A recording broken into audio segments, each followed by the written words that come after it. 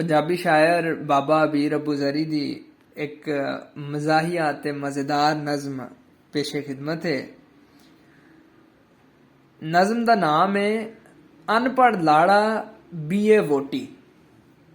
ते की कहंदे ने, निक्के जे एक पिंड दे अंदर रहिंदे सी दो भाई, वाही करके दोवां जणियां कीती ढेर कमाई। वड्डे दे घर काका होया, छोटे दे घर मुन्नी, भाइयों कुड़मा चारी वाली आस दोवां दी पुन्नी।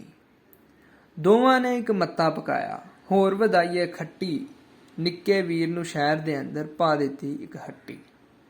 वड्डे वीर ने वाही कीती दाणे बल्ले बल्ले, निक्के वीर ने दूजे देसी देस दे सौदे कल्ले।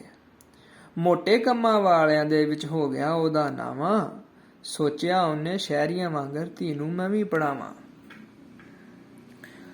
पाई स्कूले पहुंची कालेज बेबी हो गई बीए, नाल सलीके हांडी रोटी लीड़े लत्ते सीए। चढ़िया रूप जवानी आई मां तो हो गई उच्ची, पर मां प्यो दा अदब न भुल्ली शक्लों वकलों सुच्ची। वड्डे वीर दे मुंडे ते भी आई अत जवानी, बीबा राणा सोहण सलखा चन्न जिवें असमानी। पुत नूं गबरू वेख के एक दिन सोच प्यो नूं आई, छोटे वीर दी धी ने भी हुण कर ली खत्म पढ़ाई। पुज्जा शहर भरा ने मान लई मिथ्या गया दिहाड़ा, जंज चढ़ा के बीए वोटी लै गया अनपढ़ लाड़ा। नौ राणी ने वेड़े दे विच पैर सलखने पाए, सस ने सारे शगन मनाए लागी सब रजाए। पिंड दियां मुटियारां आईयां वेखण वारी वारी, बुढ़ियां माईयां देन असीसां जोंदियां बुलहारी। टुर गए जदों परोणे सारे अपने पंडां वल्ले, आखर लाड़ा लाड़ी रह गए घर विच दोवें कल्ले।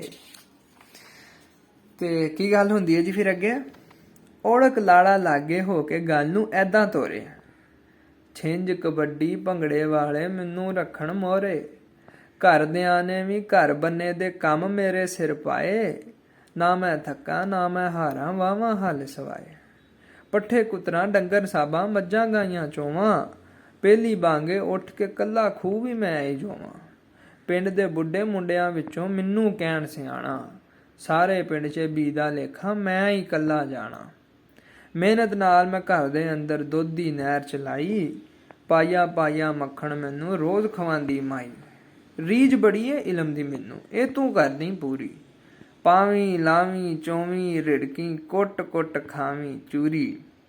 वेला कढ के पिंड दे बच्चे समझ सवाब पढ़ावीं, एदा अजर खुदावंद कोलों हशर दिहाड़े पावीं। बहुत शुक्रिया।